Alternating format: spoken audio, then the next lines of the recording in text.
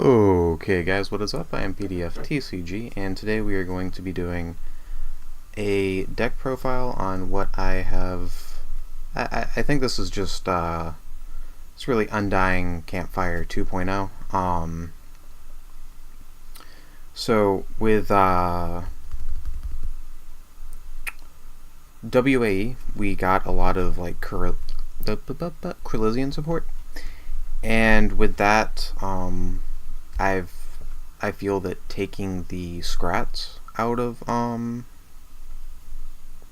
Undying Campfire works a lot better, as well as like changing up the elements. It is a notably different deck. This isn't just a couple of tweaks here and there. This is notably different. We're even using a different core now. So we were using the black core. We're now switching over to the red core. And we're going to start off with the element cards here, the terrains. So we've got, as I said, red core, and then we've got, what's a good way to do this? That'll work. That's good enough. We have a Land of the Immortals and 2 Gem Caves. So we're running still a four color deck, so these are kind of no-brainers. Land of the Immortals still probably the most important royalty rare for the deck. Then two of the graveyards and 2 of the gardens. Again, 4 color deck. These are the colors. More or less a no-brainer. Then I'm running 1, 2, 3, 4 bogs. Black is the kind of heaviest color in this deck. Followed by 3 lakes and 3 jungles. So that comes to a total of, I believe, 17. 1, 2, 3, 4, 5, 6, 7, 8, 9, 10, 11, 12, 13, 14, 15, 16, 17. Yeah. So a total of 17 terrains. If I had a couple of the cards I want, I would actually be cutting 1 terrain. I'm thinking a bog. But yeah, I think I would cut 1 terrain if I had all the cards that I wanted. But there's a couple I don't have, so in their place we're just adding a little bit of extra consistency there. One thing that you will note here is that there are, other than the graveyards, which are fairly optional, other than multi-terrains, I guess I'll say, we don't actually have any terrains that generate red.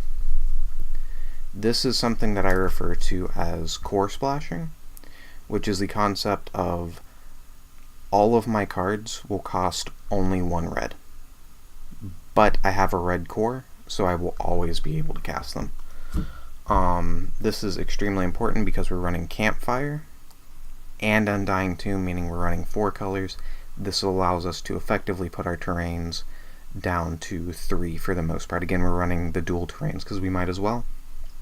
But that is the general concept, is we will not be casting anything that requires more than 1 red.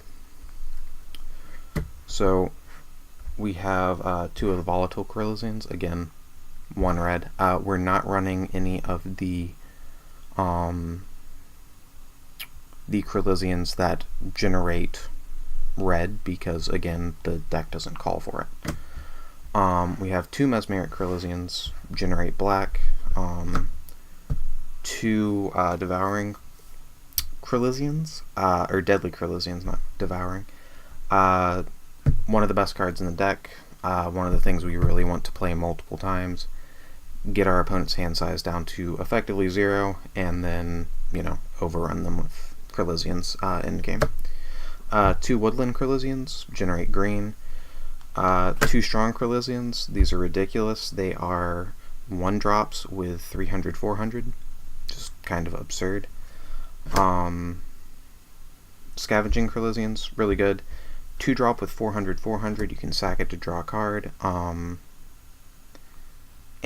then there's the fact that this does give us another outlet to cast our red element from our core without requiring it.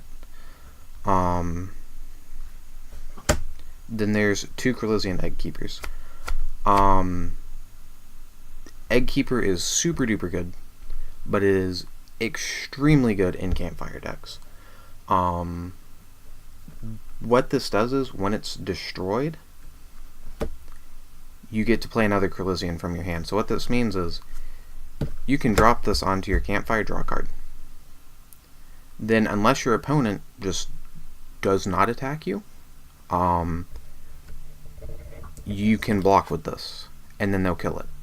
And then you can drop another Krylisian onto your Campfire, effectively giving you an extra Campfire proc for that turn. Plus, it's another Krylisian. We're playing Krylisian support, and it has good stats to begin with. So, overall, just really, really good. We've got 2 of the Tamers and 2 of the Crystalline Krylisians. We're not actually running Belching Krylisian, as much as it hurts me to say it. I think the Tamers are just a little bit better. The Belching Krylisian says that when you're defending, you can have another Krylisian gain 100 health, and these say that I think Krylisians just gain 100 health permanently. Yeah. I think this thing's stats are a little bit worse, but that's okay. Like, we plan to swarm, we want something that affects the whole board, and we'd prefer something that can also be used while we're on the offensive, although generally once this deck switches to offense, the game is basically over, so not too worried about that stage of the game, more of just getting there. And Crystalline, either one, you can sack it, which we always like with the Campfire deck, so that we can, put another card down after it. You can sack it to search for a Krylisian, namely as I said, these are kind of the best. The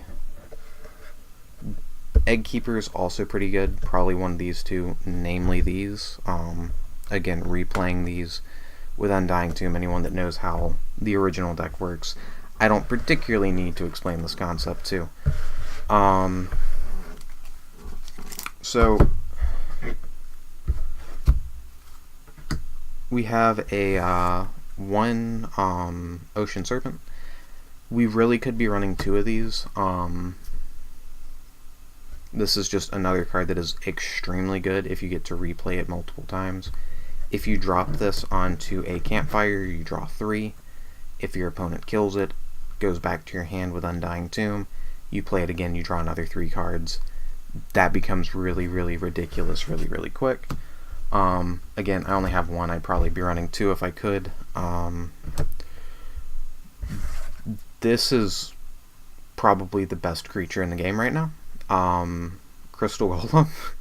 So when it enters, return up to 3 cards from your consumed pile back to your hand. So it doesn't even, I can't even get it to focus because I actually have my camera to focus more down here.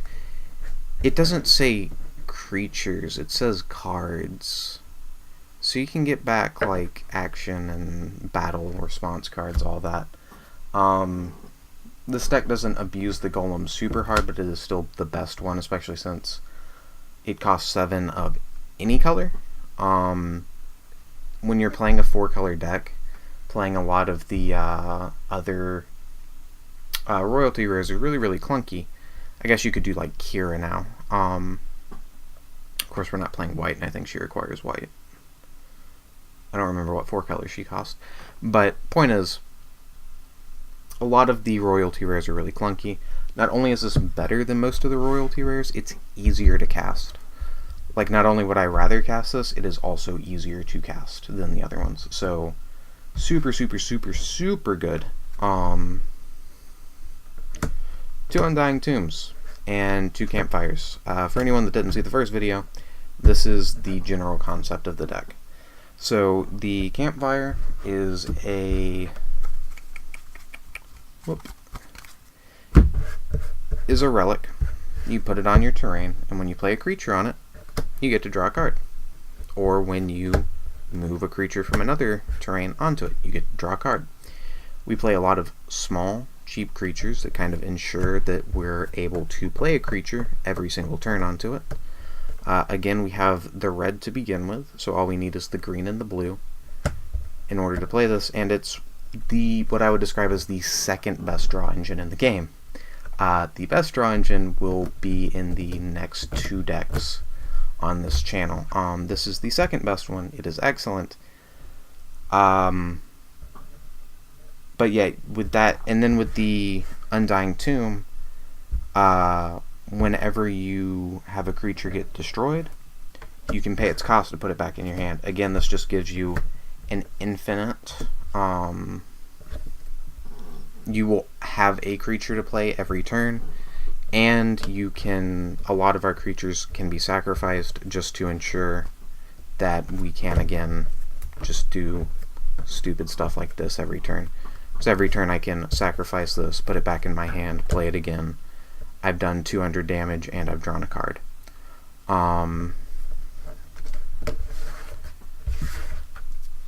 Basically, we never run out of resources once we get our combo going.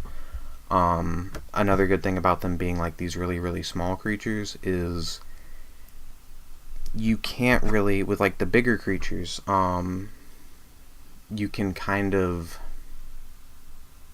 when I have my resources down, when I've spent my elements, at that point you can like pick it off with a removal spell. With the small ones, you really can't do that, because I'm always going to have, 1 red sitting around. I'm always going to have 1 blue sitting around. I'm always going to have 1 green.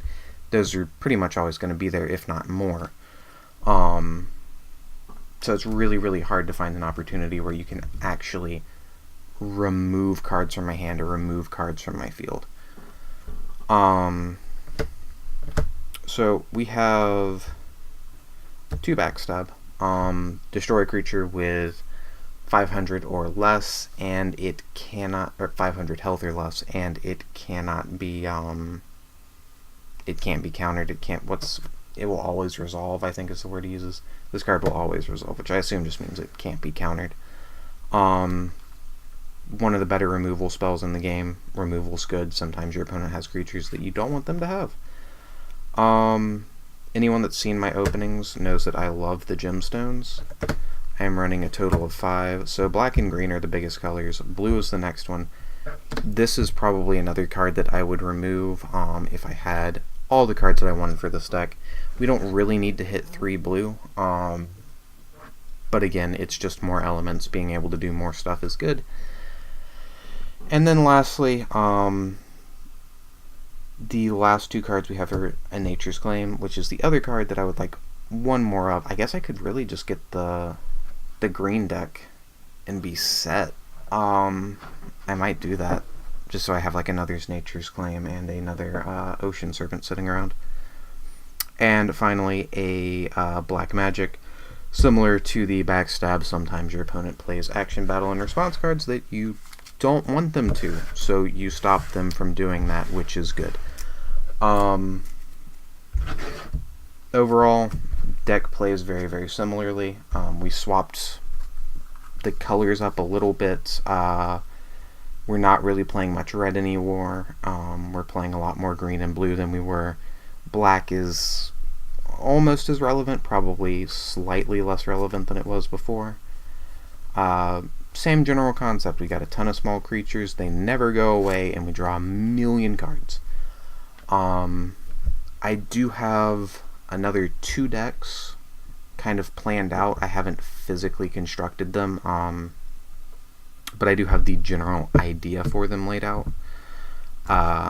Again, I think both of them are going to be using what I consider to be probably the best card in the game. I was going to say the best draw card, but probably the best card in the game.